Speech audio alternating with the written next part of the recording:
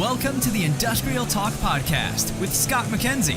Scott is a passionate industry professional dedicated to transferring cutting-edge, industry-focused innovations and trends while highlighting the men and women who keep the world moving. So put on your hard hat, grab your work boots, and let's go. All right, welcome to the Industrial Talk Podcast. My name is Scott McKenzie, but you know that because you've been listening to the Industrial Talk Podcast. We are broadcasting from Barcelona, Spain right now, at the IoT Solutions World Congress, and that's brought to you by those incredible folks at Industrial Internet Consortium. Go out to iiconsortium.org. That's iiconsortium.org. Find out more. And you're going to say to yourself, Scott, why do I want to go out there? Well, you know what? You need to know more about IoT, IIoT, AI, security, everything that's associated with Industry 4.0, and Industrial Internet Consortium has it all for free. So no excuses. So go find out more because they're going to transform the way you do business. Period. And we've got a great interview this time around. His name is Said Tabet, and he's a... If you were looking at his card, you'd get winded saying about it. It's like it's Chief Architect, Intelligent Transportation System, and Emerging Technologies, Office out of the CTO. Okay, and I'm all winded on that. Said. Yes, sir. Welcome. Thank you very much, Scott. Appreciate it. You've been very flexible. Absolutely. Happy to be here. Really, I'm looking forward to this. Thank You having a good conference? It's been great. I've been coming to this conference for the last 5 years. So you've been really at the beginning. Yeah. Absolutely. You've seen a lot of change. I've seen a lot of change. I've seen a lot of IoT change, a lot of huge. AI change, and here we are today, particularly this year, the fifth year, we're looking at the results. So I'm really excited. It's great. That's what's really pretty cool. Yeah. You know, it was always sort of get involved, think about it, tech, all that stuff, but what does it mean to the bottom line? How is it impacting and solving my problems? Absolutely, Scott. I love it, man. Yep. And it is. It's all of a sudden boom, and I can't wait for next year. I can't wait for it and see what the real value. And you hear me pop it all the time. It's you need to understand, get involved, and see how this as a guy like a Joe Sixpack like me. It's going to change your life, man. It's going to change your life. Okay, give us a little background, Said, of who you are and why you're such a professional. Excellent. Okay, great. I'm going to give it a try. Okay. Give it a try. You'll just be So you got my name already. So basically, he's a PhD and he doesn't want to be called doctor.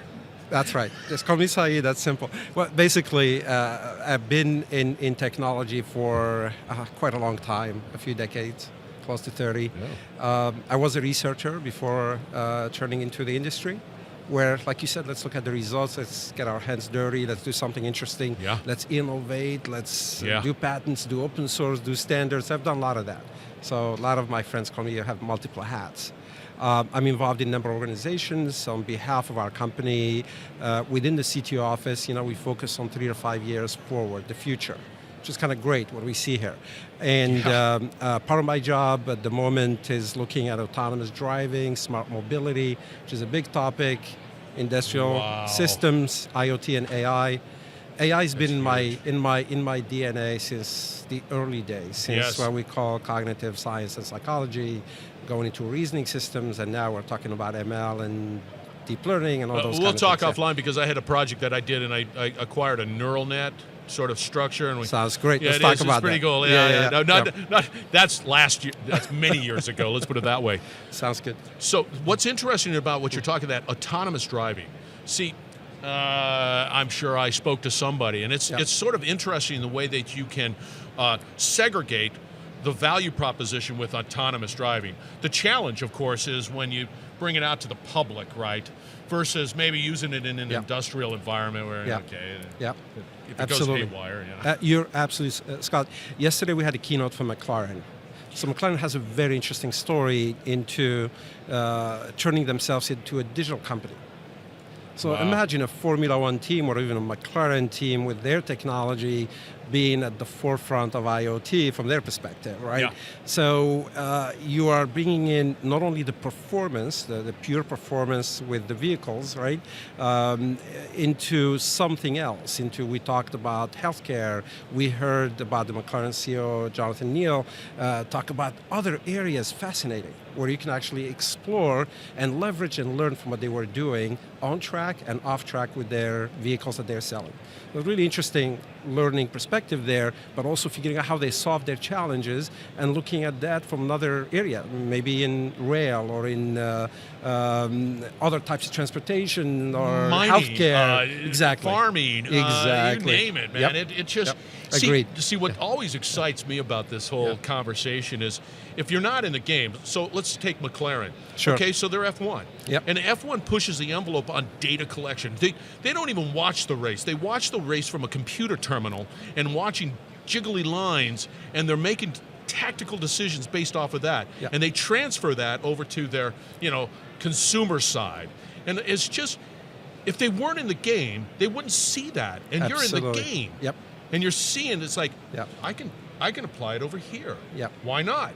Yep. Nobody can say no. That's what keeps me going. That's That's so the cool. fun part of it, Scott. I mean, you see these But you're technologies. only 30 years old. You got plenty of years. Well, you're a lot younger than me. Yeah. Yeah.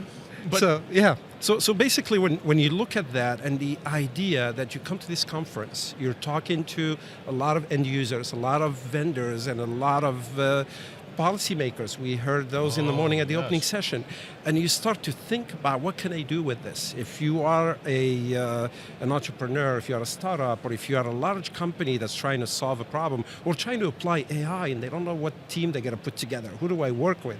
I mean, our story with McLaren has been ongoing for 20 years, but really what's interesting there is the partnership. It's not about selling product, it's really building that relationship and trying to solve problems and then taking them to the next level, Big time. making an impact on society with technology. This is kind of that's fascinating to me. It is because we're just human, and the human element is always just being fascinated with the technology. But if that technology is not going to solve a problem, it's just sort of noise. It's sort of like a hobby over here. I'm with you 100%. Yeah. But man, if you're solving problems, Yep. and if you're in the game and solving problems, it's incredible. So there was this one. I don't know when it happened, but all of a sudden it happened. Yeah. So these devices, these edge devices, this ability to be able to do autonomous, or even contemplate doing autonomous driving and transportation, it's all of a sudden like the capabilities just shot through the roof, and then the cost came down. So economically, it's like, well, yeah, I can. Why not? Yeah. I just find a person that can do it, Yep. and boom, it's done. And when we think about it also, I think the other thing to keep in mind is you're actually amplifying and enabling an ecosystem. All of a sudden, you get the payments, you get the financial, even the healthcare. You can get in a car and get some measurements, right? The biometrics, etc. A lot of things are happening, and people are thinking about them and are innovating so they can monetize that data. You just followed a young lady who is with 100 Restrooms. Yeah. Their IoT-driven toilets does exactly that. It monitors your health, and it's one use case. Yeah, it's a use case. And I said, if I see a service that you're providing, and I know you're going to start, measuring my health, I'm going to run away because it's not good. It's not, I don't want to hear the results. I don't want to hear the results. I just, take care of business. Yeah. But so where do you see it going? I mean, there are challenges, and there's always the risks and challenges and all of that stuff associated with what you're doing because it's going to happen. When, who knows, or it's happening now, there's a transition, whatever. What are the challenges? Scott, let me tell you a little story. Please. Basically, there was this gentleman who sadly passed away very young. He worked at Xerox, one of the amazing researchers that wrote a paper, I can't remember the exact date, probably more than 20 years ago. And if you read that paper today, you would say this has just been written yesterday. And you'll see how we talk about technology taking the backstage, becoming silent, right? We don't see it because we take it for granted. So the stuff that we see today that we leverage, or the capabilities that's on our cell phones and mobile devices and a lot of these connected environment, a few years ago, we didn't imagine that's going to be possible. So when I fast forward into the future, I think to your point earlier, it's the value. What value do we bring? What are we going to make that's going to be useful to us as businesses or as society or individuals, or just to make things better? How do we improve? How do we innovate and continue to move forward? I think that's going to be interesting. What I see here at the conference, there's more and more challenge in terms of seeing the results. So that's going to be, I think it's motivation on one side. Yeah. On the other side is going to be a lot of hard work that we need to do. I think the honeymoon is over in the sense that it's okay. This is cool. Everybody's excited. There's a lot of hype. Now, what does that mean to me and my problems? I'm Joe Sixpack, and I'm just trying to keep this facility up and running. How does that enable my ability to achieve that objective? Yeah, I think you're absolutely right. If somebody comes here, particularly travels 10,000 miles or 5,000 miles away, and they will go home learning that they can actually put a team together, they can connect this and that, they can have these open source tools, they can work with these vendors, they can actually look at what they learned from the story of these other solutions and take that and work with it, that's absolutely a win-win for everybody. It's so collegial and collaborative here, and which is really nice because you can't just be the sole source of end-to-end solutions. Absolutely.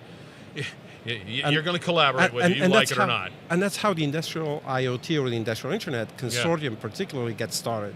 It was founded by 5 companies. I wouldn't have to name them, but a lot of them compete with each other. Yeah. So why would they do that? They got to the point where I can't do IoT on my own. I need an ecosystem. We need to collaborate. Yeah. So this cooperation is really important. At the end of the day, there is a horizontal aspect of technology that we can all leverage so we can actually compete on the other pieces that are unique to us. It's stunning. Yeah.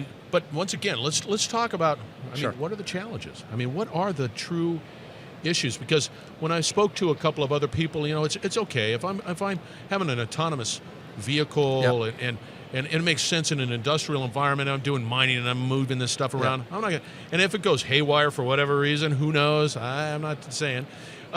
It's going to be limited, but to bring it out to the masses, that's a pretty big challenge. It's a different world. When we talk about closed environments, like you said, mining, Rio Tinto, for instance, is probably the largest owner of fleet of autonomous vehicles. Yes. But that's different, right?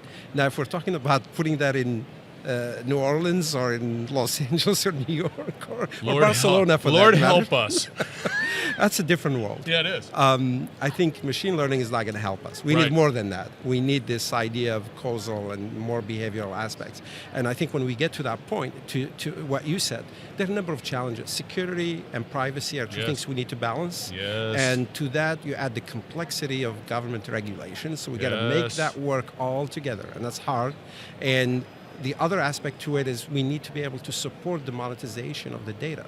There's going to be so much of it. Vehicles are going to be generating zettabytes of data, and we have to work to make sure we can monetize that. We can create new business models. There are actually business models we don't know about yet. That's always the case. Right? Exactly. It's all of a sudden there's an epiphany going, Indeed. Well, how come I missed this? I've been in it for 20 years. How come I missed this use case? Indeed. Yeah. And that's always the exciting part of that. So these challenges, we have to address them. We cannot wait.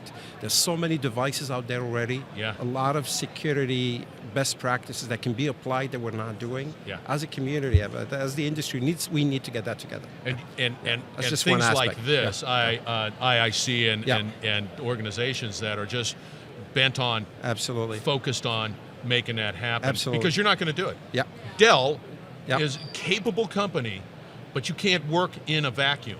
And we recognize that. We recognize we've got collaborators, we've got partnerships, we've got even our customers, we partner and collaborate with them, and that's the reason, to your point, Scott. That's really important. Okay, so to close out on the interview, tell me the benefits, and I always try to pull out more of a, safety is a big issue, right?